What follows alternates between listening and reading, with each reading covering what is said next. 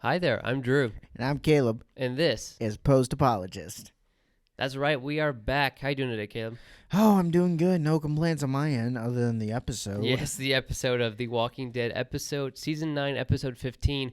For some reason, I thought that this season would be like 20 episodes because I just forgot my normal Walking Dead logic.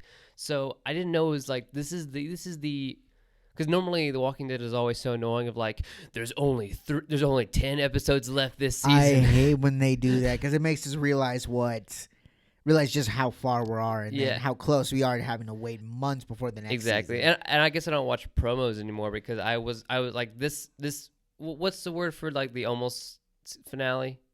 It's like the pre-finale where it's the episode before the penultimate, right? Like I didn't know this was gonna be the penultimate episode. I was real caught off guard and looking at the episode guide and all that kind of stuff. I kind of had an idea considering, and again, I don't follow those either, but the way they said the calm before, the first thing I thought of was the storm, like the calm before. Yeah. So it is like, oh, this is part one of the season finale. Yeah. Luckily we're using a legal website to watch this, hopefully, so we don't get any more like next week on AMC's The Walking Dead. Here's everything that happened in the episode, and like I don't want to get spoiled anymore. But yeah, so just generally, I really like this episode. Like, there was some bad stuff that happened, obviously, like we all thought would happen. But I like the position the show took of the tragedy. So that's just my general thoughts. What are your general thoughts? Honestly, this show, considering how downward this show has been going for the past couple of seasons, I think season 9 is making it's making its comeback. Yeah, like this quality is crazy good. Literally, I had my dad was talking to me like, man, if it wasn't for this episode, I probably would have stopped watching this. See, I was shocked when you told me that because, like, season 8 and 7 were garbage. So your dad was hanging on through all of season 7 and 8, but now he's like on the edge of falling off. Yes, that's insane to me. So like, was he just snoozing through all of season 8 and 7 then? Honestly, we just watched it to watch it. Yeah, and then it was. I'll never forget, I was going to wait till I got home the day after it aired, and then I had my dad texting me at school like, have you watched it? He's like, OMG, watch it now. And he's doing all the exclamations, like extra all question caps. Marks, all caps, yes. It was like, fucking watch it. I'm like, okay. God, Dad. All right, damn. I'm actually studying, but okay, I'll watch it. That's good. That's good parenting right there. But yeah, so generally, did you like it? Did you kind of down on it because of what happened at the end? Or I have so many mixed feelings. First off, it was good. I like the fare. It exceeded my expectations. It far exceeded my expectations of like what this culmination would be, or what of how the story was gonna go. The dropping of the pin, where all the crap's gonna go down. Yeah, and we'll talk about that more. Okay, sweet. So let's jump right into the episode guide. I took notes myself. It pans on two random people showing up at Hilltop. Two people who I knew, like, oh, you guys have facial hair, and this woman definitely isn't the main actress. So I wrote two red shirts arrive at Hilltop. They have a couple of years go by, it seems like. She makes a little, like, H coaster or something, just like a little token out of wood. Let's see what else here. They will definitely die. Doesn't matter. Oh, yeah, especially when they were talking about the anniversaries. Happy anniversary, babe. Death flag. We're only 5 days from retirement. I can't even believe how much time has gone by. We're so happy. They got to stop doing that. Like, oh, the future's going to get better. Because at the end of the episode, they're dead. Yeah, she's wearing, like, a Sunday dress. So two other guys hop into their car. They're going to the fair. She's wearing like a full top hat too, like it's Sunday hat as well. So it immediately cuts them, like their entire wagon pushed over, like her body's on the floor, on the ground. All their stuff is strewn out all over the place. So they didn't die very happily or together, unfortunately. Maybe together, but. And then Alpha starts singing, like, I looked it up too. It's like a really, really old, like, because I thought a really old 40s song that's like, oh, Lydia, the tattooed lady Lydia. She starts singing that real quietly as she slowly cuts off the scalp of that woman. Scalping. That's and I looked away for a second to take notes, but like they actually show like the peeling noise and look of like, oh my goodness, because that actually made me cringe. I'm sorry. Yeah. I watch a lot of disturbing shit, but that was scalps, like, Inglorious Bastards, like, seeing Nazis get blown away in fun, awesome fashion's awesome, but seeing, like, someone get scalped in that movie is just like blah, blah, blah. Ooh. Because I thought that she was just like go ahead and start skinning the woman. I didn't know she would be. Wait a second. If they value walkers' lives, do they kill the walkers that they skin alive? That they skin undead? Huh. That's a really good question, isn't it? They probably recycle. They probably use already dead walkers. Yeah. Because doesn't that just intensify the smell after a while, and then the walkers will know, like, kind of stay away? Because I always wondered how they're able to how do they mask their scents with just the masks skin alone? I think they just smell so bad, but I think also it's just the logic of the show. But because I think if you're wearing dead flesh on your face, I guess just the aroma's strong. I guess I don't know. Yeah, especially when you mix it with you never bathe. I wasn't sure if like they made it canon that they don't kill walkers at all, like in any scenario whatsoever. Yeah. Because when all their Whisper friends were getting eaten, when Daryl came rushing in, like they didn't like try to save their friends at all. They just kind of walked away when all the walkers came. So yeah, especially after one of their kind died, and they said like you'll still be one of them. Yeah, always be one of us. us. No, it was like you'll be them, but you'll be one of us. Yes, exactly. So she's immediately dead. She gets scalped. Ezekiel gives a great speech next to the stupid-looking Shiva statue. Yeah. I love it because like the legs are fully extended. It's like obviously like paper mache or something. But he's using his grand, awesome king voice. He's like, "People of Alexandria, we ride together today." And he says it was a great speech because like we finally fulfilled the dreams of Rick Grimes and the son Carl, and just hearing Maine people say that and just reference Rick and Carl, like these are the heroes of their world. Like they stopped the war. So it's so great to hear that. Like everyone's smiling. Like Enid and Alden are already there, and Sadiq's there too. And then like there's like a little girl like next to a bird cage, but it's like the smallest bird cage. No, that's Jerry's son. It was? Yeah. Oh, that's so cute. Then Jerry stands up. He's like, "All right, ready for the FAERER?" And like Ezekiel's like, "It's too many, man." And like, then, dude.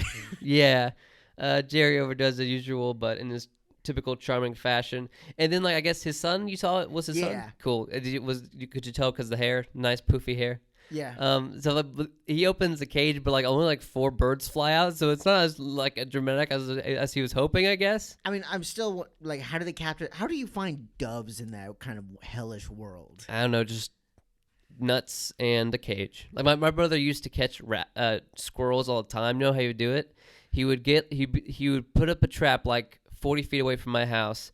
Get a classic box of a stick, like a plastic clear see-through box of a stick. Put some peanut butter in the center.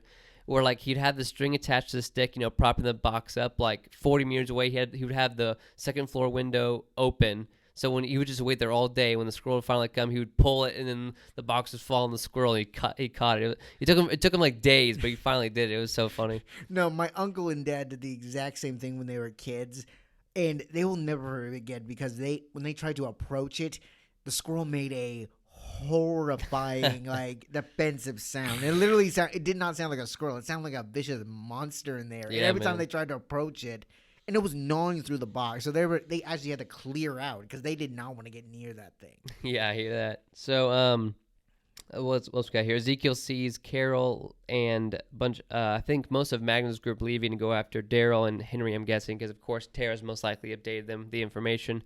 And then who would arrive through the gate but Daryl himself, arriving with Dog and Michonne, obviously.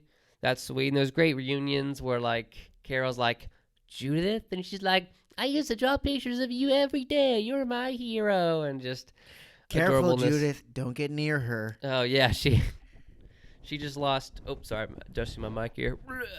She just lost one kid this episode. She's gonna adopt another real soon. She has a really bad history with kids. I mean, like most of it, yeah. I mean, think about it. How many?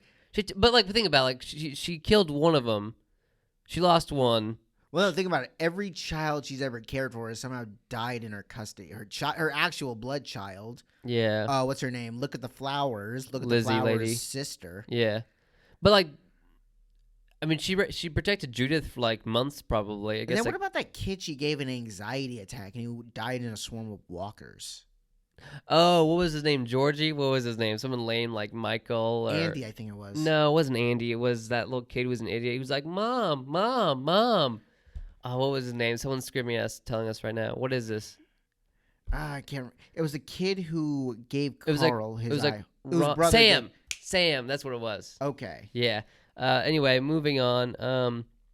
Uh, Ezekiel hugs Michonne because I feel like it's been kind of hinted at that they haven't seen each other in a while, but Michonne seeing Ezekiel, it's a moment. It's real touching because there, it's weird because there've been so many time jumps. Like we're supposed to just be like, oh, Ezekiel and Michonne are best friends, but even though they maybe had like 5 minutes sharing the screen together in like the war and all that kind of stuff. But yeah, it's always good to see people interact again because I like this. The method of this season is that like kind of groups split up and like people don't interact for a few episodes and they come back together and interact. Kind of classic, splitting up the characters to have different arcs play out. I appreciate that. Anything else you want to say about the scene of like Henry comes back, hugs his mom, Carol hugs Daryl, Michonne and Ezekiel hold hands.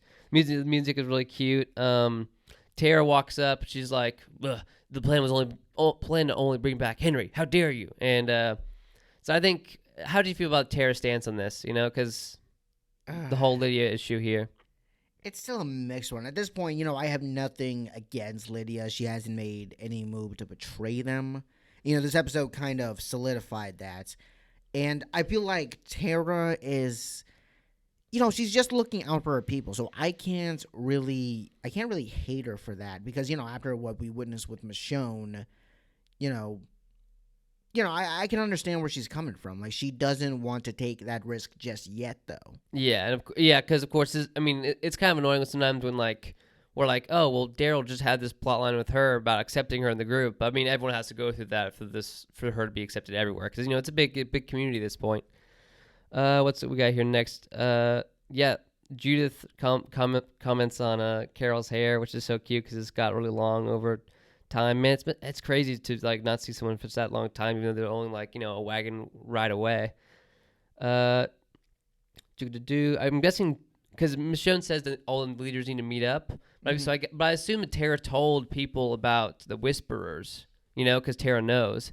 But you feel like I feel like they should have explained this better in the show. But when King Ezekiel was giving his great speech, like he never said like, "Oh, we've finally done it. We've done it. Everybody party." Oh, by the way, there are some Whisperers who might redress as humans today, so just watch out. Don't get killed by zombies. Okay, great. Have a good time. Like I'm guessing they told the public about this, kind of, right? I mean, I guess they don't. They're trying to keep it under control because they don't want to cause a panic. I mean, you don't really want to start at a concert saying, "Oh, at the end of all this, we're going to start stabbing people." Yeah, but still, like, the fair is awesome and stuff, but when you have enemy combatants that are just out there behind your, like, this isn't time to party, it's the time to shut stuff down. Like, they don't want people stressing over it as much. I mean, they got their militia, they have their fighters so much, yeah. but think about like they don't want to scare the children, they don't want to scare. Better them scared than dead. I mean, like, I feel like this fair is just like when everyone knows this point, when Michonne can just tell Ezekiel right now, like, to meet up, all the heads of government and whatnot. Like, you need to shut this stuff down. When people, like, better to scare the kids than be dead, right? I mean, they've been talking about this for months now, or probably months now, and they're like, "Oh, today's the fair. Oh, I'm sorry, we got to cancel last night." But like. I know, but I understand what you're saying. Yeah, but at the same time, this is Ezekiel we're talking about. He's just trying to be, there for his people. Yeah, and also like now the people now at the end of the scene, we're gonna talk about a second here. Like now that everyone's combined, like we should shut the fair down because this is dangerous. But I guess they were feeling confident because they had so many people there and stuff. So what else we got here? We got so the big meeting. This is awesome. Like all the leaders are there basically. You have it was so cute. You had all the kids sitting in like the theater. You had Lydia, Henry, and you had Judith just sitting there because like I guess no one wants to attend this town hall meeting except for the 3 kids. That was really cute. But yeah, you have the king and queen of the kingdom. You got Michonne. You got Tara. Then you have just a random tan lady from Oceanside. Which, like, I guess Cindy isn't in charge. Do you remember Cindy? Like the main Oceanside girl? Yeah. But yeah, I guess someone else is in charge of Oceanside now. That random girl. Do we even get her name? Maybe something like Alan or something like that. Is she the redhead? No, because she's introduced later on. We have a lot to talk about this episode. Yeah, so basically Gabriel gives Lydia asylum in Alexandria only. So I guess like just thinking about this episode minute by minute, of course, not thinking about the ending. I thought maybe like that would mean like Henry might move to Alexandria because like his main Lydia is there, his main squeeze.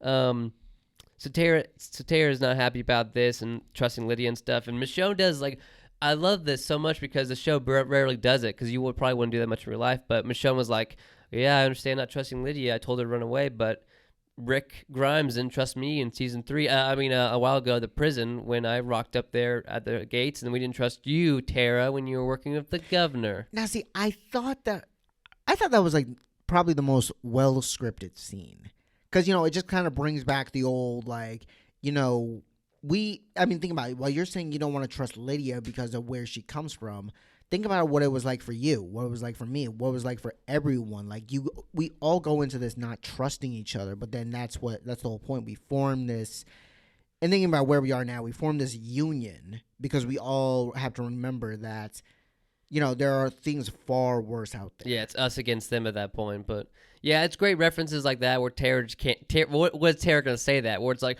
I was good, But so she gives way to it, and she's fine with Lydia just sticking around and whatnot. So Ocean representative is there. Blah blah blah. They all agree to work together and basically present a united front. And then conveniently, like Tara's like, well, how are we gonna do this? How are we gonna sign up for this Unity pack or whatever? And Ezekiel's like, I have just the thing. Ezekiel's so happy, like this is dire circumstances, but he's bringing out his giant Constitution. What was, I guess, like pact paper, the Bill of Rights. Bill of Rights for the people, yeah. So yeah, they agreed to they agree that one attack against one of us is attack against all of us. So basically, they're all just gonna team up. All good, yeah. It's like something that we've been talking about for like this is what Rick should have been here for, which is sad, of course, because he's gone. Like, at least Carl, like, if Carl was there and would have said, finally, my dad's dream is coming true. I mean, he wouldn't say that like that, but I'd be like, oh, hell yeah, because Carl's Rick's son. And so, yeah, it's good that, that Rick's dream is coming true. So I'm glad to see that. I just can't, like, continue the show. They're always in the back of my mind. Yeah. I mean, the Savior, not all of Rick's dream, because Saviors are mostly all dead. Oh well, you can't win them all. What else we got here? So they all sign it. Ezekiel says, John Hancock, eat your heart out. That was funny. So they then start. Oh yeah, so it was funny. Michonne, since Gabriel is there representing kind of the whole council, Michonne makes Gabriel sign it. I almost thought it was almost a thing where it's like, whenever like you're at a playground and like someone tells you like to pinky swear or something, like you make someone else do it for you. Like, oh, James will pinky swear for me. That kind of reminded me of that, where it's like, I don't want to be legally binded anyway. So Gabriel, how about you sign it for me? I thought that was pretty funny. Then they go right to the fair. The fair looks awesome. There's like a long kind of 10-second, like maybe like 40-second shot of like Henry and Lydia walking around. It was Eugene was in the dunk tank, yeah, and he was like, "We are in a spiral universe, little girl. There's no way you can make this shot." And then she throws it. I'm guessing it was a CGI ball because like you gotta get it right the first time. But him falling in, good old Judith the Dead Eye was so funny. Yeah, this fair looks awesome. Like everyone's there to kind of. I think there was like a CPR dummy at one point. There was like a was like a drawing of like Ezekiel and Carol. Did you see that? Yeah, I saw that. That was so cute. So like, is that advertising like you can give you a portrait? Because I would love doing that in the apocalypse. Like my current skills in the apocalypse would be, I can edit stuff in iMovie kind of, and I can draw mediocrely. So like that'd be my two. I bet that'd be me. What would be your skill at the fair? What would you show off? Definitely my cooking skills. Ooh, I would say culinary expertise. I like it. So what else happens here? So like there's literally like a 10-year-old skipping at the start of the scene, like the establishing shot, and the kid was skipping like for like 10 seconds, and I'm like, this is kind of over the top of how happy it is. Like this was almost like I had 10 biscuits and I ate one. Wait, sorry. I had 4 biscuits and I ate one. Then I only had 3. Yeah, something like if this like when children are skipping in the middle of a fair in The Walking Dead, something's gonna happen, Yeah. There is no such thing as happiness in this world. Yeah, exactly. So Lydia's kind of still feeling weird about all of this kind of modern, like people being nice and stuff. Henry asks her like if like he says like, "Oh, we're gonna see a movie later," and she's like, "Movie?" And he's like, "Hey, you ever seen a movie before?" It's like, dude, she's your age. She's seen a movie before. She wasn't Amish before this apocalypse started. I can imagine there are just some kids who are like, when they bring it up, they're asking their parents, like, "What's a movie?" Yeah, but like Henry was like maybe 6 years old when this apocalypse started or whatever. So Oh yeah, no. I mean, like, all the newborns. yeah, like Jerry's kids shouldn't know. They would that would blow their minds. By the way, I was really hoping the movie they'd play would be Love Actually. That way, Rick Grimes would make a cameo appearance, and they'd all blow their minds. That would been awesome. Ah, damn. What would be our apocalypse movie we'd show? Like the one, like we have Night one. of the Living Dead. Nah, it's too universe breaking. Dead Rising. No, that's a Dead Rising. We just watch cutscenes. Yep. I think I would watch something awesome like Star Wars or like Indiana Jones, something classic, like. Oh my God, you're trying to bore everyone. I could not sit through a Star Wars movie without falling asleep.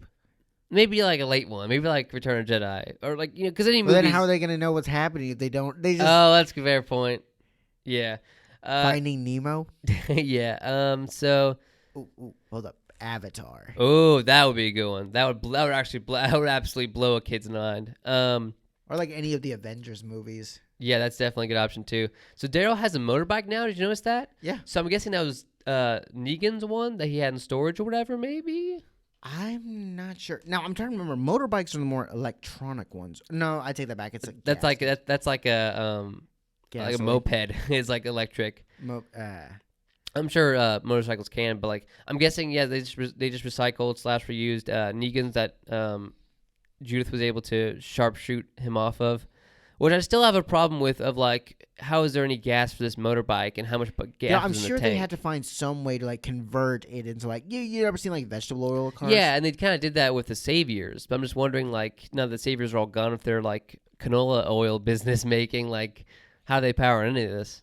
I mean, it's not like people are gonna go to the store to find oil, like to want to rob it for oil. And the thing that I've said about on this podcast before is that like gas goes bad for like 10 months. Like it's basically just like sludge by like a year into the apocalypse, It's which I never liked about Negan's like clown car routine of like rocking up and like 50 guys come out of 4 cars and like they would just use these giant like 18-wheelers constantly.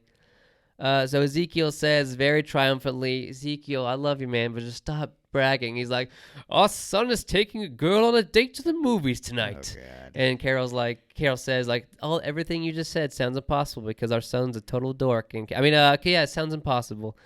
So Luke still wants to play the guitar with Alden. Enid calls Alden her boyfriend, and like an awkward pause ensues. Cause like we know they've been like doing the devil's tango, so it's like this pause was kind of weird. She's like, yeah, it just came out, boyfriend. He's like, oh, I guess we are boyfriend. So she's already moved on from Carl. That's still that was the one thing that low key kind of broke my heart. It's been 6 years. Yeah, but still, she deserves love. But yeah, Luke's being all charming, excited about doing it, and they have so that's nice. I kind of knew like. Because there's a thing I have The Walking Dead where if someone smiles, like full teeth smile like Enid was doing this episode, I'm like, lady, either you're going to lose a limb or Alden's going to die, So Luke is excited to play. Connie and her sister have a talk about her running off. And I really like these kind of, diversity in The Walking Dead of just having like everyone do sign language. Because like Connie's actress is really good, like just for emoting and stuff. When she signs like, I'm sorry, just brought up so many feelings. Like, you can just, it's weird. It's crazy how she can just do that with her face, Yeah. I feel like her sister isn't that great of an actor in comparison. But yeah, I really like that scene. Lots of like, nice kind of normal music playing here. Sadiq and Michonne walking by. Judith is like wrestling Jerry when there's like his 2 kids who have like the exact same hair as he does, like on top of him. So cute. Basically, yeah, there's kind of weird time jumping things this episode where it's like something will happen, they'll jump back in time to the daytime. But yeah, so Sadiq teases to Michonne that Rosie is pregnant because he says he might need practice, which is adorable. Because it's still weird. Because how do you feel about Sadiq? Because I feel like he's only been around since season 8, so he's had like 6 years with these characters off screen. But like to me, he's like, oh yeah, you're still the new guy, pal. Honestly, he's like Carl's memento. That's what I like to think of him at times. So it's like, and I don't know why he's Carl's death certificate. That's what he was. Look, Carl made his choice. Okay? Yeah. but I Good felt old ever Carl. since the beginning, I somehow liked him, but I didn't grow too attached because I figured he was gonna die like Yeah. a couple episodes later, or maybe like he lived to see another season and then Mm. died next season. And so it was like, it's like I didn't get too attached, but no, seeing him like, especially after what happened to Carl, and that when they had their moments, like, dude, you saved my life. Like, I Yeah. will devote everything to, And I like, will not let it go to waste. So it was like, okay, he kind of became an instant favorite for me. and that's good because I feel like I kind of don't love how, like, Carl made a dumb mistake of killing walkers when he didn't need to. Like in this apocalypse, I'm not risking any walker kills I don't need to do. You No, know? he's proof that fact. Like Carl at first, like think about it. If it was the old Carl, he would not have. He wouldn't have hesitated to let him die. But Yeah. this Carl, like he sacrificed himself to save him. So Exactly. I got respect for that. And like along with the fact that like when Ezekiel's giving a speech to everybody, like he said like this is the dreams of Rick and Carl, and then they pan to Sadiq like crying in the corner because it's all his fault. It's good referencing because I bet Sadiq wakes up every day thinking about that kind of stuff like, oh, that guy I knew for one day, good guy. So now we go to Addie from the hilltop is being all cute and apologizes to Henry for ratting out Henry's location, like episode 11 maybe, something like that. Some Abercrombie and Finch models come up to Lydia sitting at a table being like, hey, what's up, girl? Like, I hope you're not in any trouble or something. And she walks off getting kind of upset. These kid actors are the worst. Like, they're like I think they're both wearing bro tanks underneath their jackets and stuff. Just because they're not even that like mean, they're just kind of like passive aggressive. Like we're gonna make sure we sit down right in front of you and say you're not gonna be in trouble, are you? Like they didn't smack the food out of her hand or anything. Like this is in high school, but still, like I don't know. What did you think of that scene? I have no. I honestly have no comment. They were just douchebags. That's all I could really say. And like, why did Henry separate from the girl who's been living with walkers for the last like 6 years of her life? Like, I feel like Lydia wouldn't let him leave her side, but what are you gonna do? So she walks away from them. Tara's gonna leave with some Kingdomers back to a hilltop for some more supplies and stuff.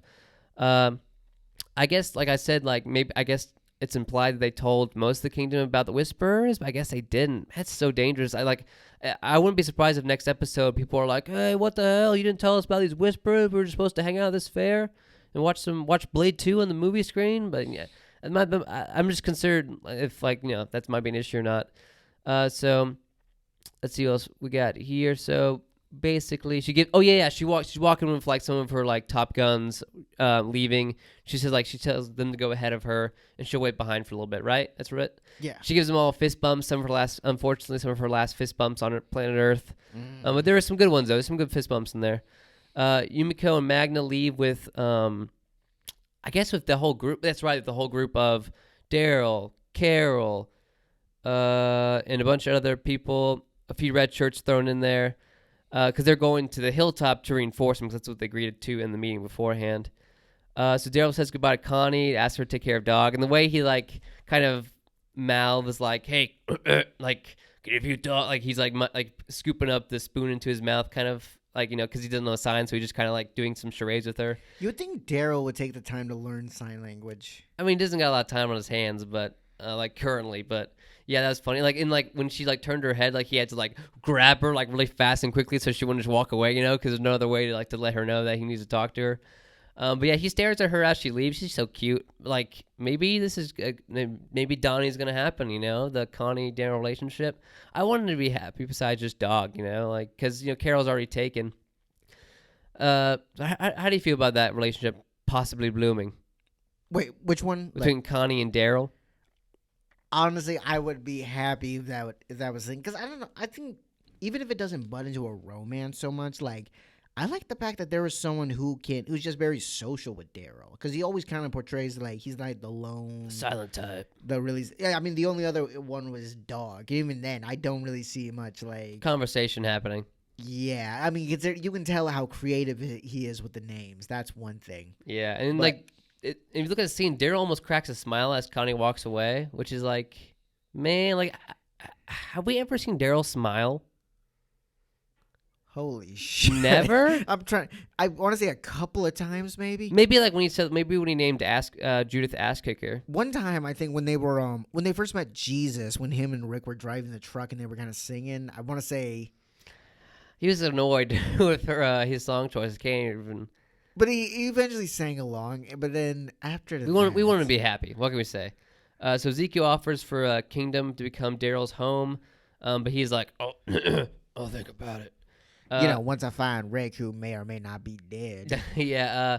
So it's Daryl, Carol, Michonne, Magna, Yumiko, And Sadiq. Oh wait, I take that back. I'm sorry. and Sadiq. Yeah, Sadiq, right? That's not until later. That's not until later. No, but they all leave together, and Sadiq comes with them, right? No, I could have sworn. Okay, yeah, sure. That's right. Oh, yeah, I guess that's right. Okay, cool. So they all split up.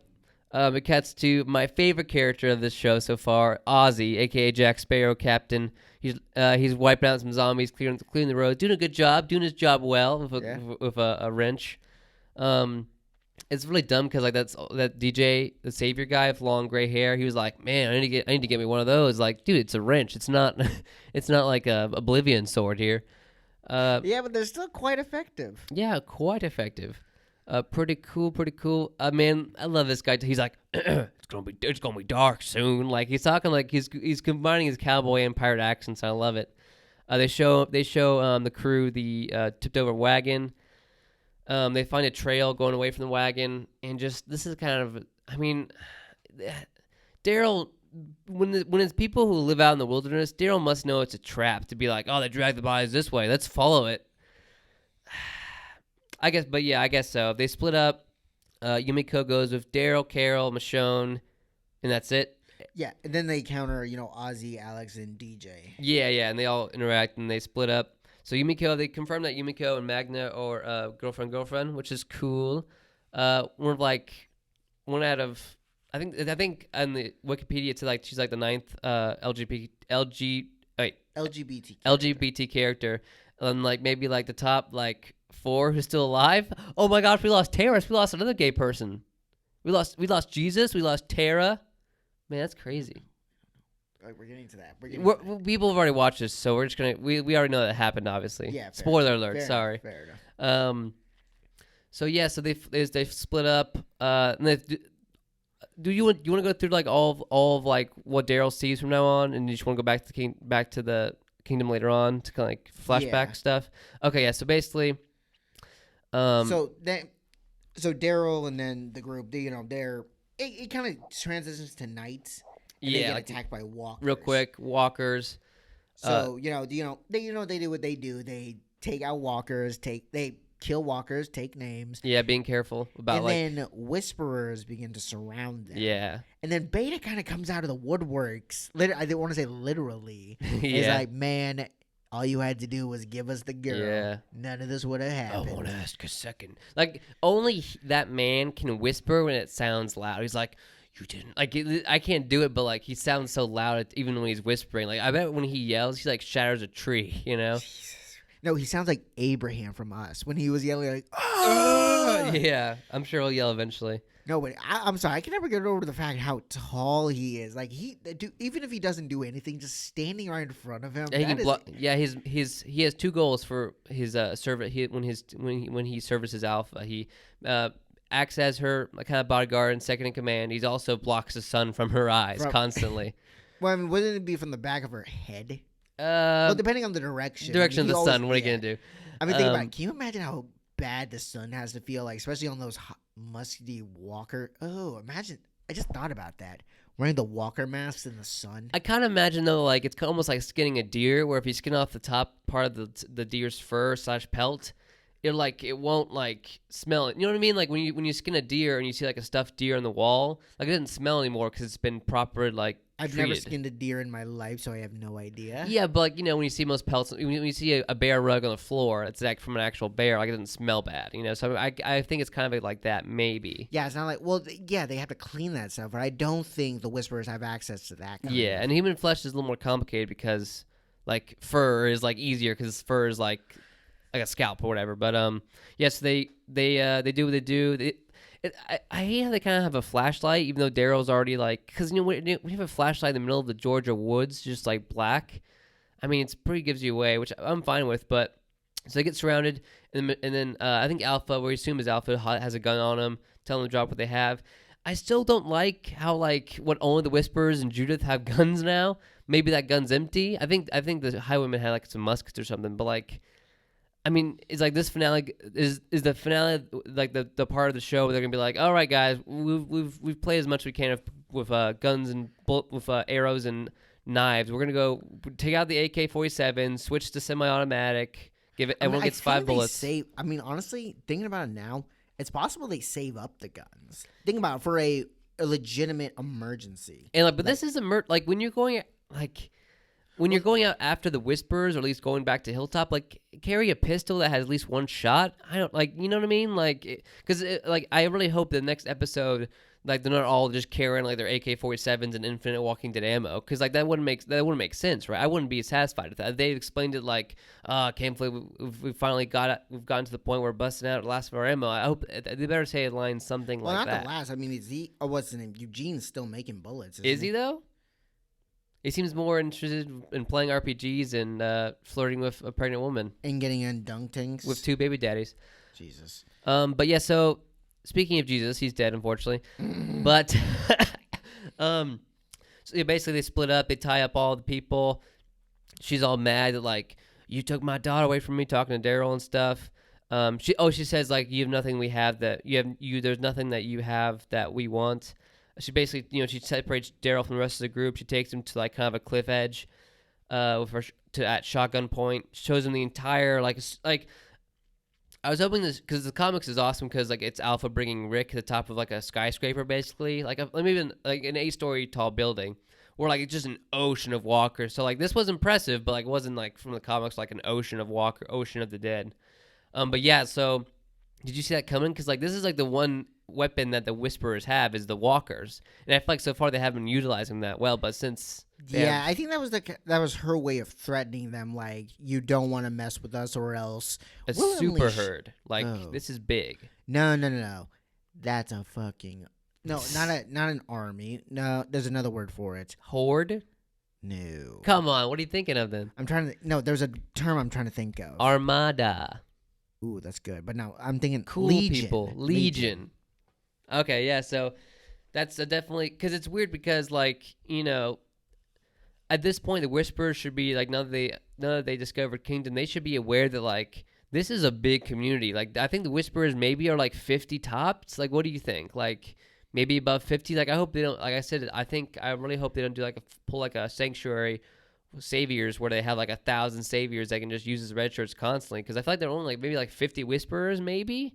Right? Like at the camp we saw, it wasn't like a sprawling metropolis of huts and people, but I mean, I want to say about a good 50 to 75 at most. At the most. Like if I'm still doing a kill count of all the Whisperers that if they got like different factions leading off in all different directions. Yeah, like, this is the North team, the South team, the West team. I don't want a full on like there's 300 Whisperers. Imagine if that was a thing, right? You got 4 main groups, from the East, West, North, and then South.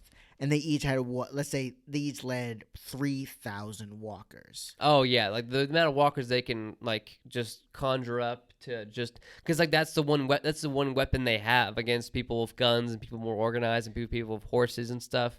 Yeah, and then they just and then they just all met up, and then the groups just merged. And of course, if like if seeing like the walker, if like the end of this episode didn't signify to us that the Whisperers are a threat of all the people who died, spoilers, it was the super herd that can always rain down hell on them if they retaliate, which is a good warning.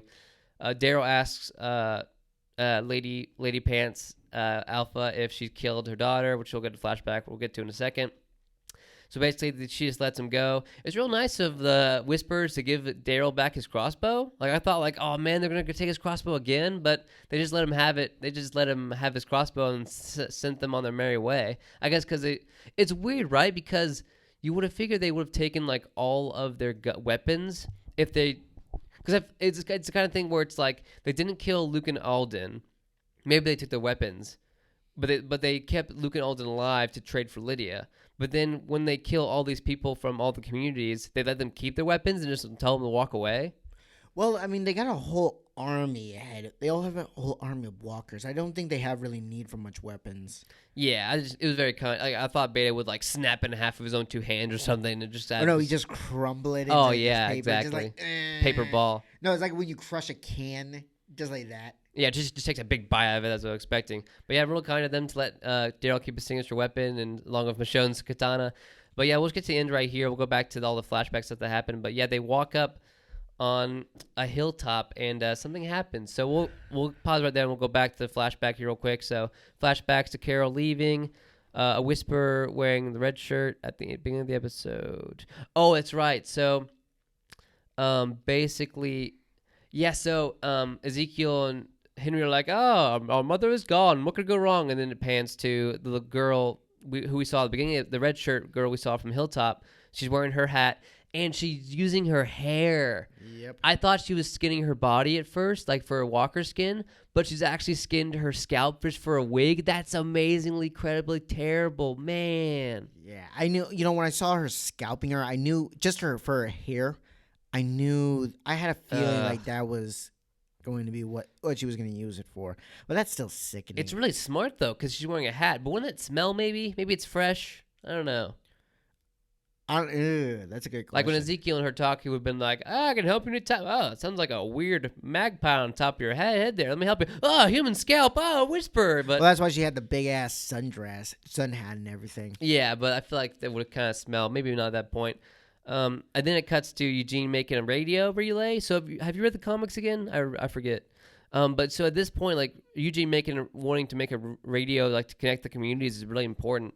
Oh, speaking of connecting the communities, maybe Ezekiel should not have let those doves fly away. Maybe use them as like ravens to send to each other. That'd be a really good idea, right? Wasn't it pigeons? Pigeons, yeah. Yeah, that actually. I'm thinking Game of Thrones. My bad. That would be smart. Too bad Ezekiel let them all go for dramatic effect. Yeah. I mean, actually, no. That is a really good. I don't know why they haven't. Well, I guess you need professional pigeon producers and stuff like that. Pigeoneers. Yeah. Yeah, but no, that's real smart though. No, if they found someone who could, it would be like a weird skill to learn in this society, but then come that time, yeah, that would be a really useful skill to have. Crazy bird lady from New York finally has a use of like having these carrier pigeons be really effective. Yeah. Yeah, because I kind of think it's kind of like when All Out War happened, because we forget there's a good, like, now that no one has a car either, like these communities are pretty far spread out amongst each other, you know. It's like a day's ride on like horseback or wagon.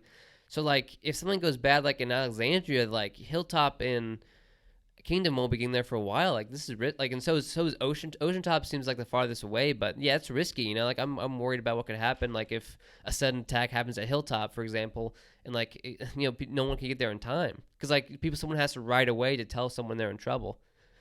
Yeah, so Eugene talking about making a radio. Rosita offers to help him and to still be in her life, and she's like, "Listen, I'll never have sex with you, but let's be friends." So she's pulling the ultimate friend zone, like, hey, let's still be friends. So he's satisfied with it. What do you think of this scene? Like, I'm thinking, it gets to the point where, like, I still like Gabriel's role, but I look at Rosita, I'm like, why are you still here, Rosita? Just to be pregnant, like, for next season, you know? Eugene deserves better. That's just what it comes down to. You know, he's been through a lot, so... Yeah, but at the same time, like he's got to learn the game. He's got to know, like, hey man, she's not interested. You gotta move on. Because apparently she's already knocked up. So of course, yeah.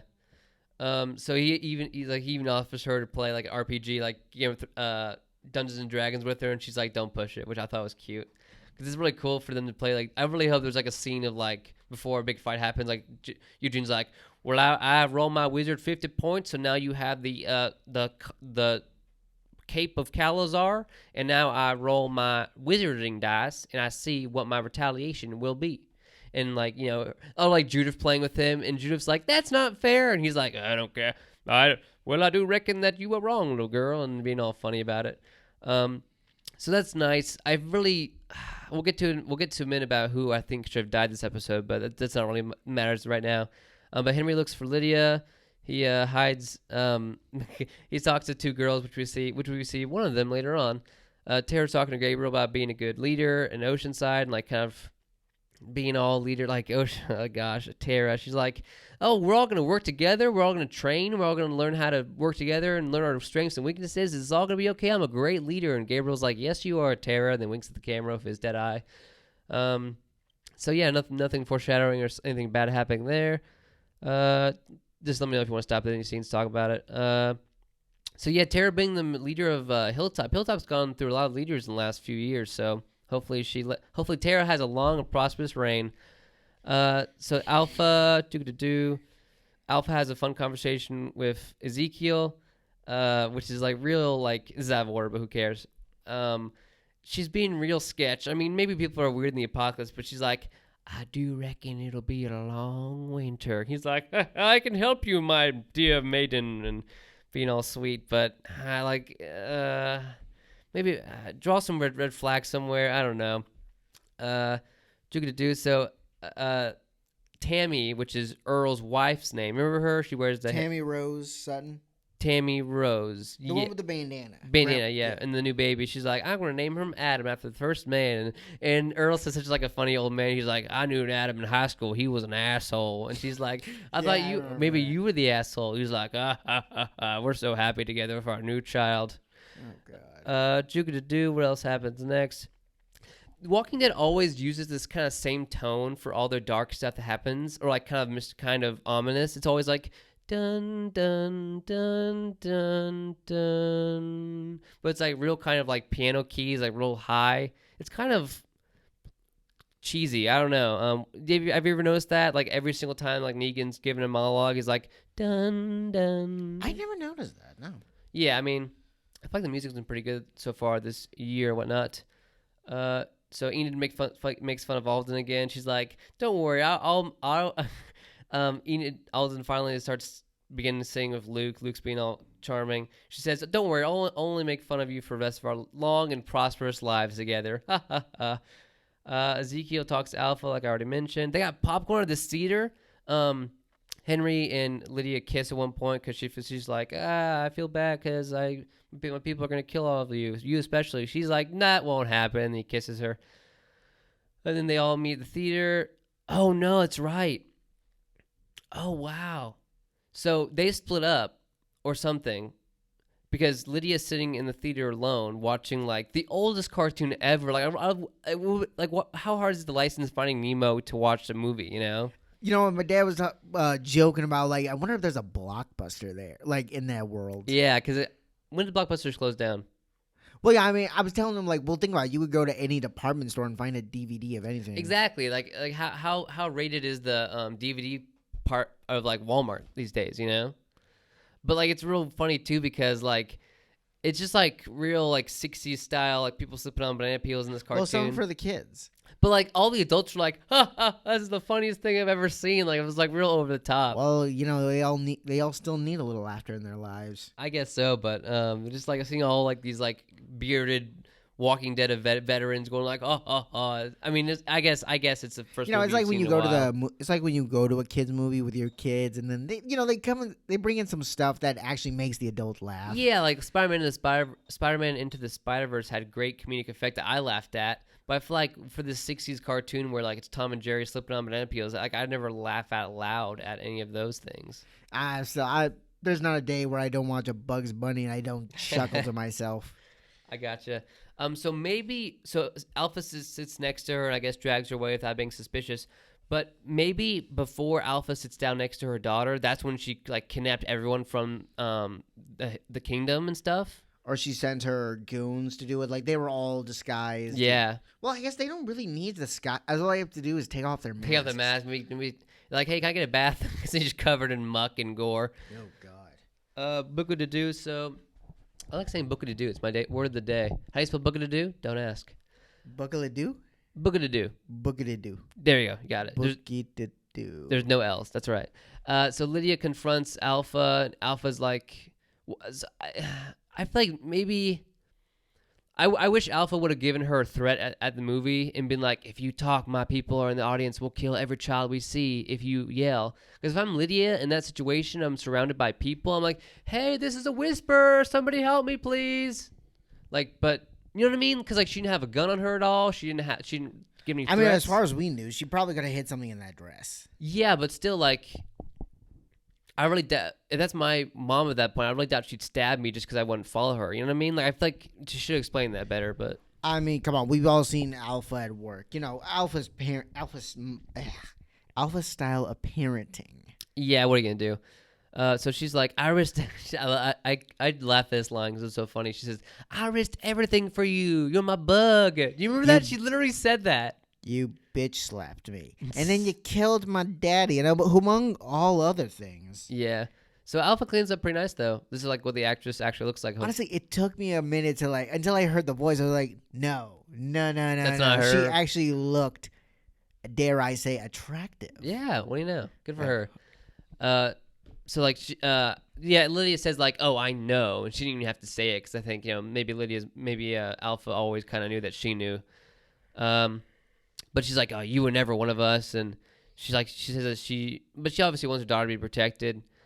It's also I mentioned that earlier about they're giving all their gear back to them.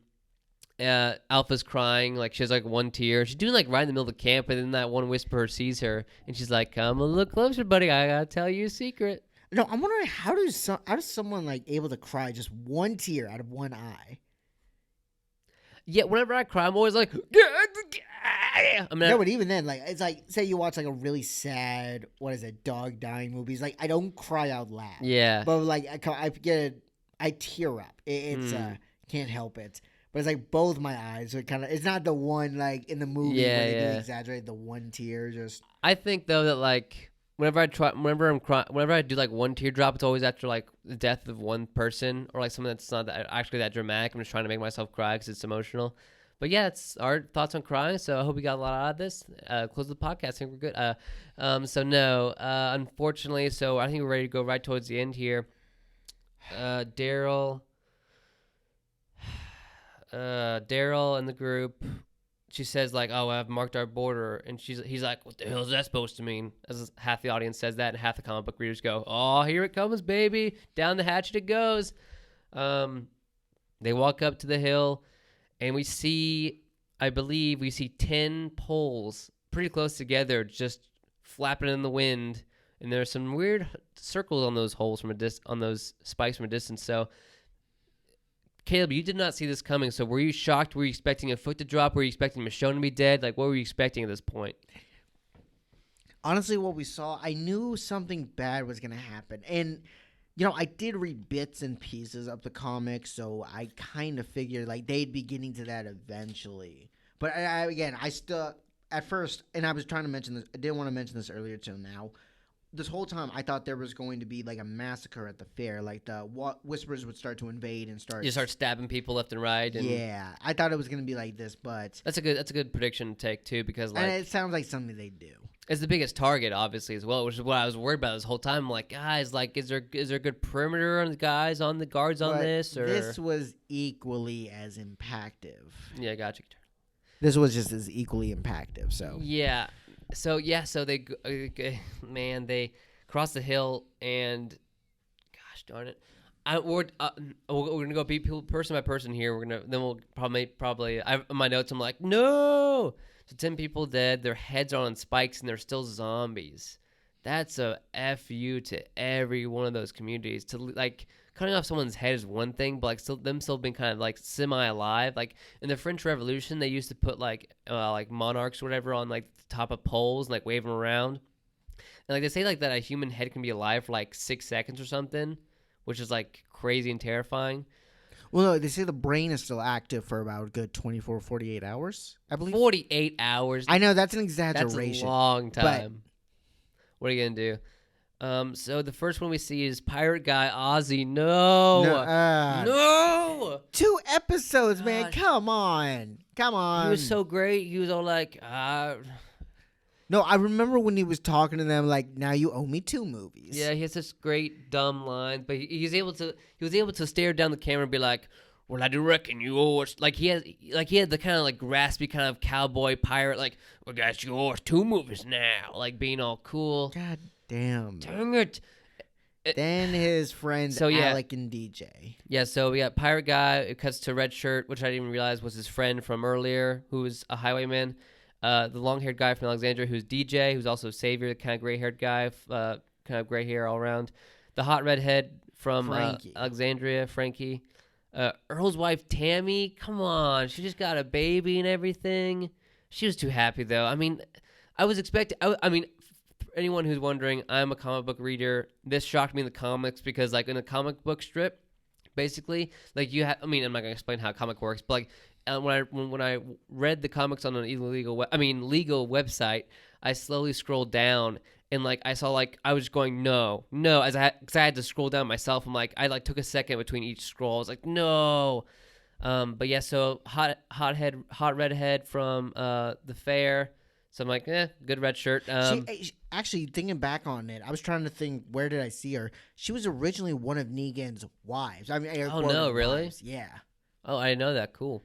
That was just his harem. Yeah, I do wonder where his harem went after Sanctuary fell. I'm sure some of them scattered, others joined the communities. Yeah, but they were all nameless, so they were never really important. But of course, fish tattoo lady is at Alexandria. Like neck tattoo lady. Yeah, the weird barcode or whatever. So yeah, Earl's wife Tammy with like still her kind of cute old lady sash still on, her bandana. And then Addie's next. Maybe Roddy, but who cares? Addie, the cute girl with glasses from they hate kids. They really hate kids in the show, huh? Maybe she's above 18. I don't know. She was in her teens. I want to say, well, she's probably like I bet she was like 19. Around the same age as Henry. Yeah. But yeah, she kind of had a crush on Henry and was kind of telling Loki was telling Lydia like he's my man. Back off, man. I wanted to see more cat fights. Now we're never gonna get because in the comics it's crazy because like every girl's after Carl. And like I even saw a comment on one of the pages where it said 2 girls, 1 Coral. I miss Carl. Yeah, I don't want to. Thank you for reminding me about that accursed video. I watched it when I was 10, and I'm still traumatized. Oh wow, okay, this got weird. Okay, moving on. So yeah, So as they're going up the hill, obviously they're playing the Rains of Castamere, some real dark set. Do you know what the Rains of Castamere is? It's like it's the basically the sound music that played when bad stuff goes down in Game of Thrones. Okay, yeah.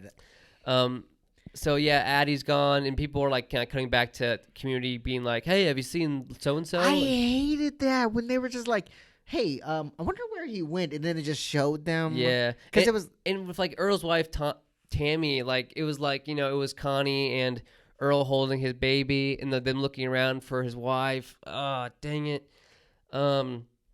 And then so it was Addie and like the white guy Abercrombie who's like, "You don't belong here." He's like, "Hey, Rodney." That was Rodney. Well, no, the other guy who back at that kingdom who's like, "Hey, have you seen my friends, whatever?" So both the teens are dead, and then cuts to Enid. Boom! Alden's looking around, looking where Enid is, and she's dead. No. And I wanted to see Alden and Luke's performance. Like I wanted him to either wreck it or like be completely funny or like be really good. No, that would have been the perfect, like, they were just playing, and then he's looking around, couldn't find Enid. Yeah, that was so sad. No. Because like, I don't care about Alden, but, Enid still kind of has, like, character points from Carl for me, personally.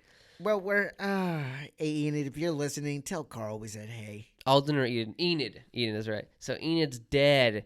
And then it cuts to Gabriel, like, talking to maybe Eugene or something. He's like, "Hey, have you seen her?" I'm like, "Oh my gosh, they're gonna kill Rosita." Hell yeah, hell yeah, that's gonna be awesome because Rosita doesn't have anything to do except be pregnant for the next season and a half. But then it was Tara, boom, Tara, get wrecked, and it's like, oh, what could be worse? Like we already know Michonne and Sadiq. Oh, if they found Sadiq, by the way, we already know Michonne, Sadiq, and along with Carol and Daryl. So who cares? And then boom, it's Henry. No, and when Daryl was telling Carol to don't look, that low key broke my heart. And like because like the times that Daryl has yelled is like 3 times. Like the one time when he was like, "You guys left my brother on a roof, how dare you?" But like when he went to like he reigns at Carol, he's like, "No," like hearing like you don't hear desperation in Daryl's voice or anything from his voice that often. So when you hear him going like, "No, don't look," and whatever, gosh, damn, everyone has like such shocked faces.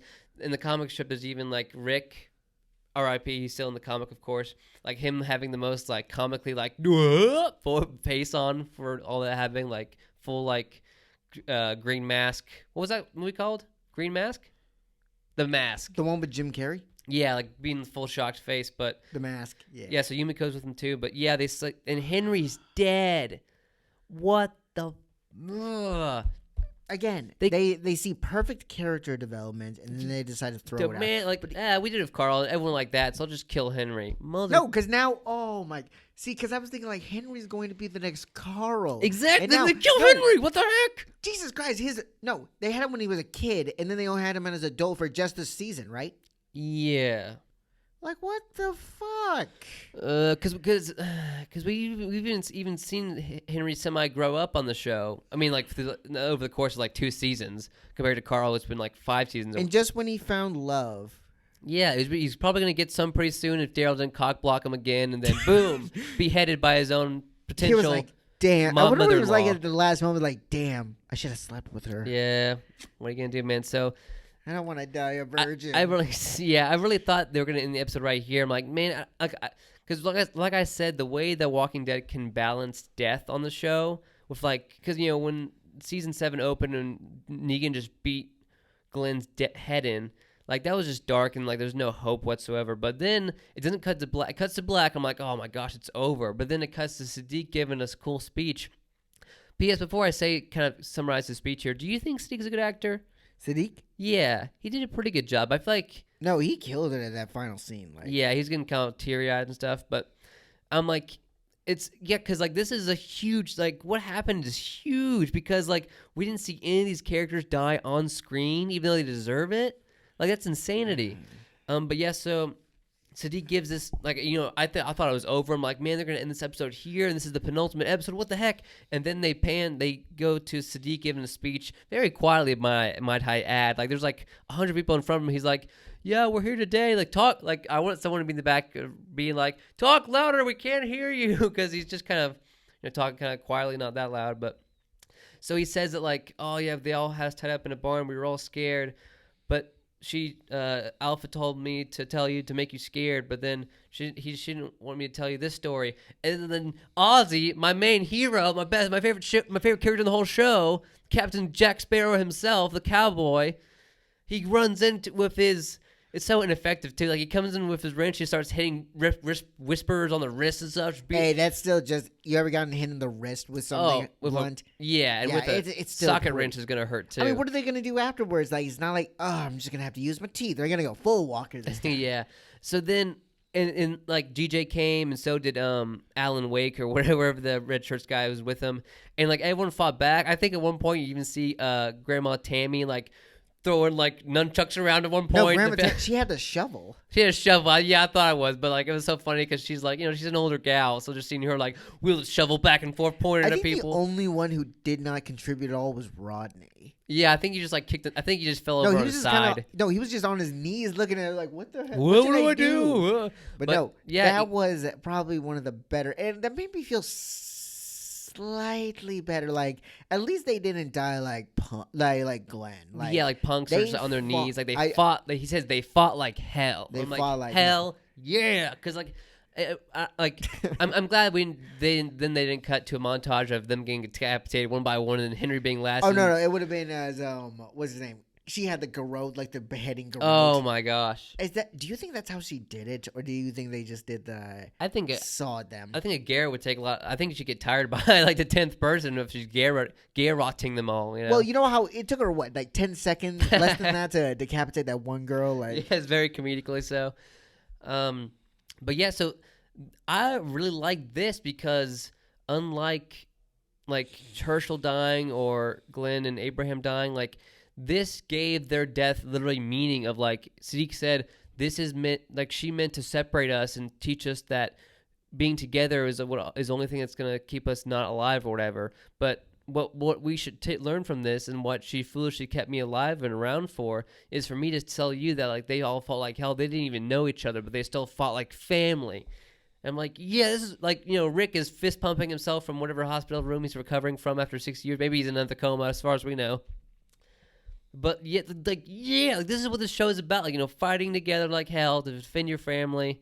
Because did you like that kind of message? Like, there's hope at the end. Like, I would still be devastated, obviously, but then like I said, it made me feel slightly better that they at least made if the Whisperers were gonna kill them, they at least made them work for it. Yeah, and also like they like when like they're all kind of like standing up or like Enid was holding her knife like and like because like, they're not gonna get away. They're completely surrounded. By the way, I'm guessing that Ozzy and DJ just started fighting the Whisperers and didn't go back for help just because maybe they thought they would be dead by that point or they just had no time. You know what I mean? Because like I feel like if they had time, they would have sent Ozzy at least to run back to the kingdom to my favorite character. I mean, I think they were trying to free them. They were trying to like rescue them all. So I don't think they really thought about.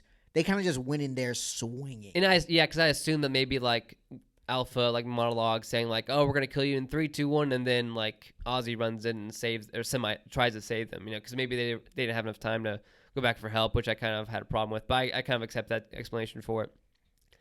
But yeah, so like, and then seeing Alpha like kind of part the Red Sea of her people, and look, she's looking at Henry, and she's kind of shocked. I think what did you think of her face? Because I think she had kind of a look of like shock, kind of like surprising, Horror. Like, well, like yeah, because she's like, oh wow, these people aren't dying like the animals we think they are, and how because the Whisperers were all just like go down trying to like.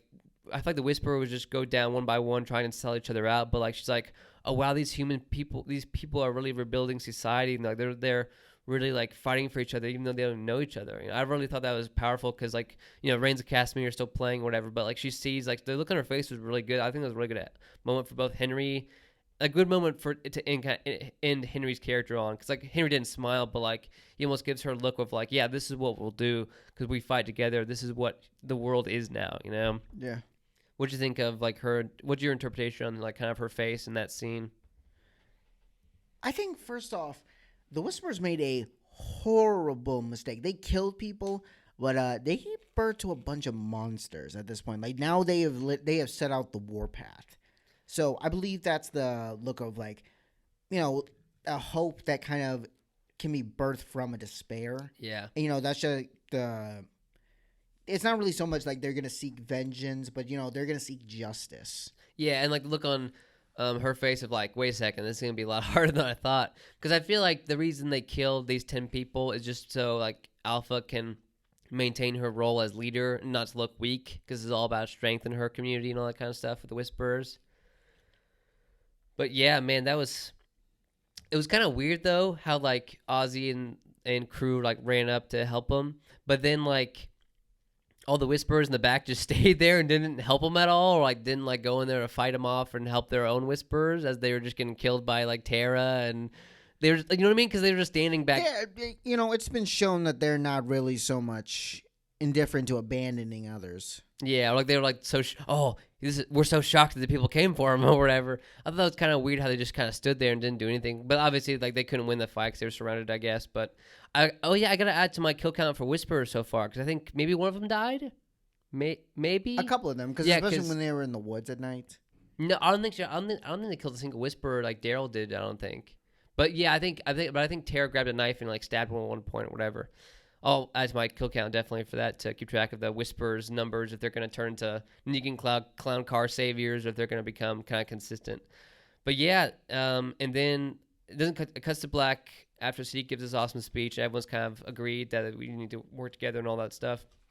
But then it cuts to the final thing of Judith, Lydia walking to Henry's grave on top of the hill. Henry Spike, designated Spike, at the top of the hill. And placing, because I guess she had a hilltop necklace around her neck the whole time that I guess he gave her. Yeah. But yeah, she puts it at the foot of it. For a second, I thought she would like put the necklace around the spike, so it would be like almost like a neck. But I thought it'd be too cheesy. But luckily, she didn't do that to pay her respects. And it was snowing in that scene. Did you notice that? Yeah. So like, there's never been snow in The Walking Dead before because they always film it in Georgia. Because the harsh Georgia winter only gets so much snow for like 6 days, as opposed to where they actually are in the Walking Dead universe. Because right now in the Walking Dead universe, they're like in Virginia.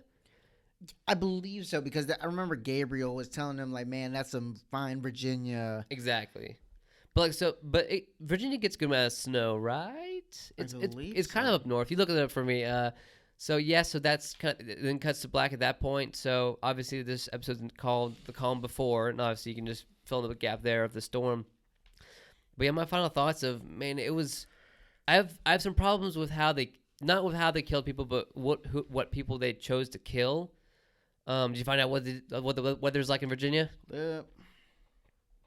So yeah, I'll get into my thoughts about the death real quick. So this was like this was the red wedding of The Walking Dead, most likely. It was crazy. I kind of wish that it. I was just. I was like. I was like, oh, Tara's gone, Enid's gone. Okay, they're kind of side characters. I mean, I feel kind of bad for them. But then when Henry, like I did, because they've been built, like we said, they've been building Henry up for a season now, and there was like, I mean, 2 seasons counting as child actor. Because I'm going to tell you right now what happens in the comics. So what happens in the comics, this similar thing happens with all these people dying, except it's 12, not 10. And one of them is Rosita and Ezekiel. Yeah, so here's the people who died in the comics. So Olivia from Alexandria, who died by the Savior hand. Josh, a young friend of Carl's. Random red shirt. Tammy, so like the old lady dies. Luke dies. So I'm glad that didn't happen. But maybe someone from Magnus group. Maybe if Connie's sister died, I wouldn't care that much. Maybe I'm a monster, but maybe it's just me thinking how much I like Luke. Ken from earlier in the season, who got kicked in the chest by horses. He got off easy then. Yeah. Amber dies from the sanctuary when like her boyfriend was burnt face in. Dwight? No, yeah. Well, Amber was like one of the wives of Negan, and like her boyfriend got his face burned in like Dwight did. Okay. Random red shirt beer making guy, Oscar from the hilltop, a pregnant Rosita, and Ezekiel. Because the comic did it so well because it was basically just Rick coming up to these spikes and him seeing seeing all these people's heads and stuff, seeing Rosita's head, and it pans back to Alexandria. People are like, oh, where's Rosita? But it pans to like the final panel of the comic is like him looking at the back of a silhouette of like flowing dreads in the wind. And like for a second, I'm like, oh my gosh, they just killed Michonne, my favorite character in the comic. And then they pan out and it's revealed that it's Ezekiel because they kind of have similar dreads, of course. I was really hoping they'd do that and kill Ezekiel because I feel like Ezekiel's been like a pillar of hope. I really think they would not kill Henry. So, but obviously since Michonne was already there with Daryl looking at these heads, I'm like, oh, I guess they're not going to do that. So does that mean Ezekiel's going to die anyway? Because that's a great fake out, right? Where it's like you think it's like from the silhouette, you think it's Michonne's dreads, but it's actually Ezekiel's. Yeah. But yeah, so those are 12 people who died in the Walking Dead comic. And I think that I prefer the comic because, not that I hate Rosita and pregnant women or something, but like Rosita hasn't really done much in the show in a while. And I feel like she's going to be kind of incapacitated as a pregnant lady for the next rest of the season / next season, Unless there's a huge time jump they're going to do every season. Eventually, they're all going to be old at this point. Like, if they want to keep doing that time jump every season. They're going to have Daryl in his wheelchair instead of his motorcycle. Like, let me just get this. Damn my cataracts. Yeah, like Carol has like full Gandalf the gray hair going to like her knees and stuff. And there's like 1,000 dogs because like dog breed with another dog. And there's like 1,000 puppies running around. Connie and Daryl shacked up and they have like 3 biracial kids and it's adorable. And it's like, wow, I guess we should have jumped 18 years earlier. This is awesome. But yeah, it was so shocking. I'll make sure to use our title image as Rick's shocked face in the comics. I always thought that was kind of funny, even though it's very dark. But yeah, so I think we both agreed that we don't like Henry dying in this way because I feel like he finally just came into his own as a character. I felt like it was just too soon. Exactly. So, do you think would you have been fine with Ezekiel dying in this place? Because I think obviously, if Ezekiel could make that choice, he'd take his own life for his son any day of the week. Obviously, I believe that because it's his son. But like, I feel like Ezekiel's kind of run his course of being hopeful, and he's obviously taught a lot of lessons to Carol about being optimistic. So I never thought I think people who are safe at this point in the show are Carol, Daryl, and Michonne. They're the 3 main stars of the show, basically. They all kind of their side characters are kind of like secondaries and stuff like that. Well, we thought the same about Carl, and then look where that got him. Yeah, I guess so, but that was all weird and scheduling BS and ugh. But would you be okay with Ezekiel dying in Henry's place? Honestly, no. No. I'd probably feel even worse. Yeah. Now, look, if No, not Ezekiel, not Jerry. Not Jerry. No, especially not Jerry. No, I'd probably throw a hissy fit at that moment. Why would change? I would make Rosita die because having a pregnant lady. She's not super pregnant, so maybe it'd be less than okay. I don't know. If they showed Maggie. What? Maggie's back. Oh, it's Daryl's. It's Rick's head too. What? That would be shocking. But who if you had to switch up between someone to take Henry's place dying, would you choose? Do you think there's any red shirts like we could choose? Like I still kind of like Gabriel, Rodney's friend. Oh yeah, we can't. Okay. Main character. Damn. Yeah, but we tried to mention like Alpha got back at her daughter by killing the boy she loved. Maybe like that's bad parenting. Like she's obviously wants to get revenge. Think about it. That's like every father wants to do that to their daughter's boyfriend. Yeah. I was like, what the heck? This is terrible. Like from a plot. From like a writing perspective, but I thought, from a plot, it makes complete sense because Alpha's gonna have it out for the person who steals her daughter away. But yeah, so let's go through any more red shirts because like any of Magna's group maybe Connie, maybe Kelly, not Connie. No, Connie's not them awesome. Either. Not them either. Not Luke. No, Alden. Alden, I don't care about Alden. Yeah, go ahead, take him. So then Alden and Enid no. So then Enid and Henry and Lydia can have like a cool relationship. That'd be awesome. Two girls, one Henry. So yeah, that's a dream. But Enid dead. She's had a pretty good run since like season 5, basically. Good for her. Oh yeah. There are a lot of red shirts I wouldn't mind losing. Like maybe like Eugene has some more stuff to play in the comics, and if they follow those plot lines. But yeah, they're good amount of red shirts on the show. But man, cowboy guy dying, dang it! Okay, new idea. Bow girl from Kingdom replaces cowboy awesome guy. Oh, I like that. Man. So yeah, I think it would have been like because I thought for a second like, oh, they're gonna kill Ezekiel. This is gonna be it. Because like that's gonna be the last person, and that's why Daryl's going like, no, don't look. I'm like, yeah, it's Ezekiel. But then like the scene before that, Henry Lydia goes up to Ezekiel, and she's like, oh no, I can't find Henry. I'm like, dang it, they killed Henry, mother truckers. And by the way, those heads looked really good. I don't know if they like did like a CGI thing where like they kind of composited their heads together, or like they did the full like Herschel decapitated head thing, or like animatronic mouths or something. I believe so. But did the eyes move around? I don't think so. I mean, it might have been animatronic. I don't think so. No. Yeah, those are busts of head. They look really good.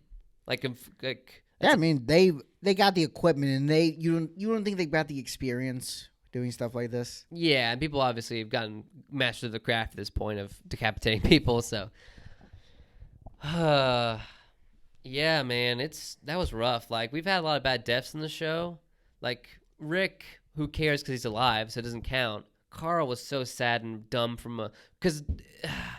I don't want to get back into that because it was dumb from like a real life scenario where like he wanted to get more money or something. No, he didn't even want that, but like he wanted to have a bigger role in the show, but they just want to make Rick crazy again. But like Herschel dying was sad. Beth, who cares?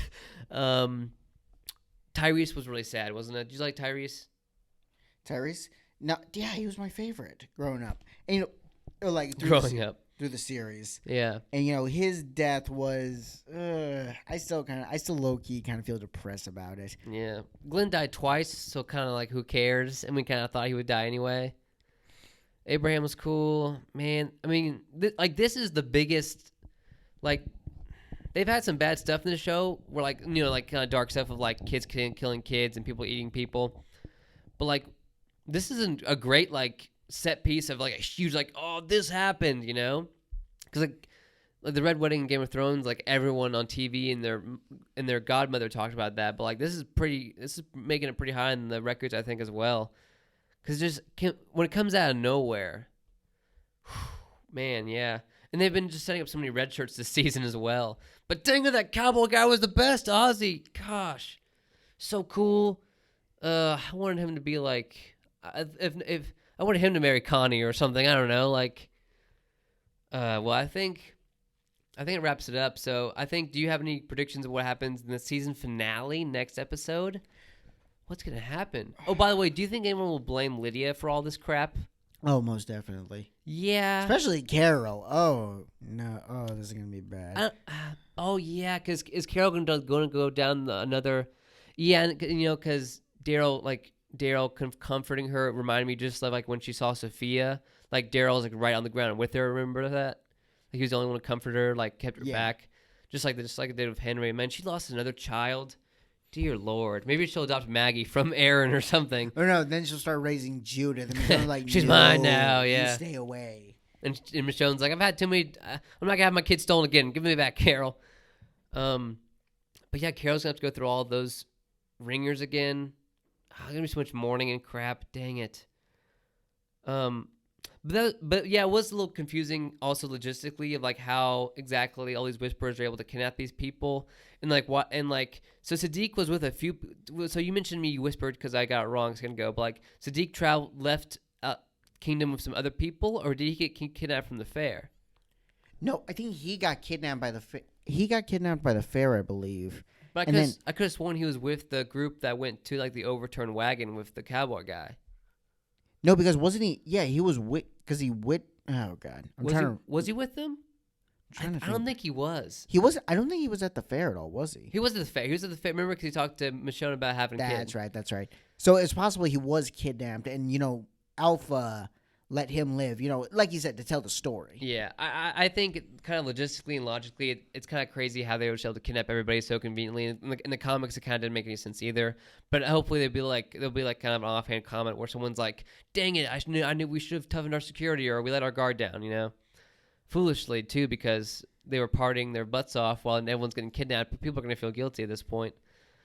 So yeah, I think that's everything for this episode. Done and done. But now next the season, man. Like I said, I was so surprised that it just crept up on us of this finale just coming out. Like I was so surprised because I haven't been watching. I guess it's because I haven't been watching promos where like every promo is like there are only 10 episodes left this season. Like I said, like 3 episodes left, but. Yeah, the season finale, this episode was really long. It was an hour, like a complete hour long. Do you mind the length of this episodes, by the way? I don't mind it honestly because they're like almost fitting in like 3 episodes worth of stuff in this big fair where they're blowing their load with all of these interactions and all of these character moments. But yeah, like I'm expecting maybe like an hour and a half long episode next week. Nah, man, that might as well be the movie, like the first. Yeah. I mean, a good hour. But I mean, like, it'll be like an hour. Yeah. Yeah. Because like, what can happen in this finale? Because it's called, I think I saw some promo shots of, like, them in snow. So maybe there's a time. Because we saw Lydia. No, it was the calm before, and then the last storm. episode, the storm. Yeah. So I think they might have snow. Did you see any screenshots? They were saying something about, they have to brave a blizzard. What? Yeah. Oh, yeah. If they have a blizzard, that'll wipe out the Whisperers for them then, man.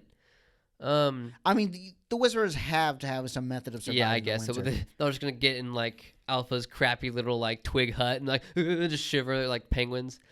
But yeah, so predictions, like, this is the kind of thing where, like, this is finale material with the hope given and everything as well. So I love the way they handled that. So, like, this finale, like, maybe there's going to be a big fight and then, like, the next, maybe, because unfortunately my dreams haven't come true. I remember us talking about, like, when this mid-season first started, I'm like, all right, they're going to get the Whisperers, the whole arc done in this half season. I always think that like I'm an idiot for some reason. I'm always like, oh, Walking Dead won't drag on, but I really do like this pace moving pretty quickly. But I am surprised they haven't gone through the full Whisperer arc yet, or like they're at this point. Yeah, I don't know. What do you think? Do you think that this entire conflict will carry on to the next mid-season finale? I mean, they did it with the Saviors and with the Governor. Oh, God, no, not the Saviors. Gosh, no. No, not for that long. Not for that long.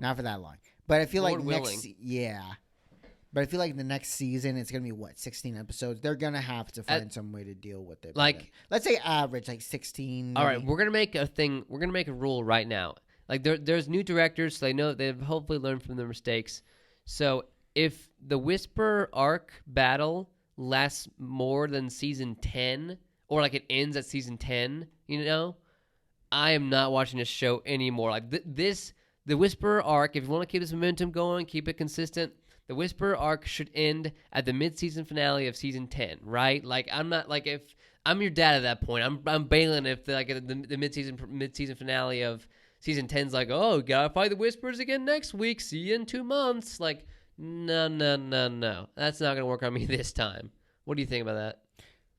I mean, yeah, that sounds about fair. Because I really don't like when they drag the show on for too long. Like, the Savior fight was like the back half of season 6 to see like the end of season 8, like 2.5 seasons dealing with the Saviors. That's insanity from like a... Yeah, I don't want to be looking at Alpha and her, what is it, her totalitarianism. Totalitarianism? I believe so, yeah. How do you say the ism part?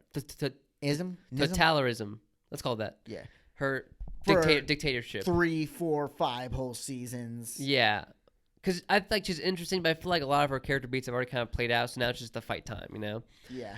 And also I've listened to other podcasts where do you think they're going to release Negan at any point? Maybe like to get an edge on Alpha? Because it's not like it's not like superheroes where Negan can shoot ice from his eyeballs, so that means that he can help us in this particular situation. He's just a guy, so do you think they're going to help him serve more or help him do like at least manual labor, then he'll be able to prove himself in a battle or something? Or I feel like the next season is going... Well, I predict at the end of the season, Negan's going to... Oh, end of the season predictions. Here we go. I feel like they're going to release Negan. I want to say... Release the Negan. They say like, we need your help. It's like... And he closes the book like... What do you need me to do? Oh, yeah. No. They bring Judith there to convince him. Oh, yeah. And he's like, it's about damn time. And then he punches the wall and rips Lucille from the concrete wall. It's like, I could have left any time. And then like, oh, yeah. Like he leans forward and like the entire wall collapses because he's been like tunneling the whole time or something. Oh, Jesus. That'd be funny. No. Would it be even funnier, though? If they just like, they walk up to his cell, but they don't open it. And they're like, we need your help. He's like, cool. Walks out his cell, and he's like, nobody unlocked it. Yeah, that thing hasn't worked in years. I just haven't opened it. Yeah, like, dude, I've learned how to unlock it like my first week here. I just chose not to leave. But yeah, it'd be funny if it kind of breaks the whole thing of what he did in the mid-season premiere or whatever. But it'd just be kind of funny. But yeah, so I think Walking Dead's doing this is probably one of the top 10 episodes for me ever because like all this interactions and stuff and the fair. Did you say the same thing about last week's? Wait, I'm trying to remember. That was the one with Michonne, right? That one's a pretty good standout too. Like season 3 was full of standout moments, and this might be like another big height of the show of like this is the next season 3. This is the next level of perfection where. No, they've officially made their comeback. Now we just need to get the viewers back because they had over like 4 million viewers and like. Yeah, I want to check the ratings again because I feel like I really doubt it's been increasing because Walking Dead's hard to watch it like if you don't have like Hulu or something. Yeah, because no one wants to pay cable anymore. Or like pay AMC.com like cash. Like hell no, I'm not doing that. I want to see how many viewers they have these days. You know, because like I know like since like season 6 they've just been dipping like it's going out of style. You know, but speaking of going out of style, the writers of the show have been killing Hilltop leaders like it's going out of style. So who do you think Daryl might lead Hilltop from now on? Like what do you think might happen there? Like, what is Earl going to lead Hilltop? I mean, who else is left? Michonne, Carol. Gabriel. Wasn't Michonne telling Gabriel like he should be the one? Like, no, Gabriel's still Alexandria being part of the council. That's right. And like everyone at like Hilltop, everyone at Hilltop is dead now. Maggie will make her grand reappearance. Oh, maybe Herschel will be the leader, the 5-year-old. Dude. Oh, the 5-year-old, not I was about to say, like, wait. The actor is dead because he's awesome. Scott Wilson. Oh, he's not dead because he's awesome, but Scott Wilson's awesome. Oh, that's right. Damn. Scott Wilson, you're awesome. But yeah, so who's going to lead Hilltop? Man, what characters are still at Hilltop? We got Alden, who we don't care about, or I don't care about at least. He might take over. We have Earl and his baby. And I wonder, it's kind of curious. I guess Magnus Group will stay at Hilltop.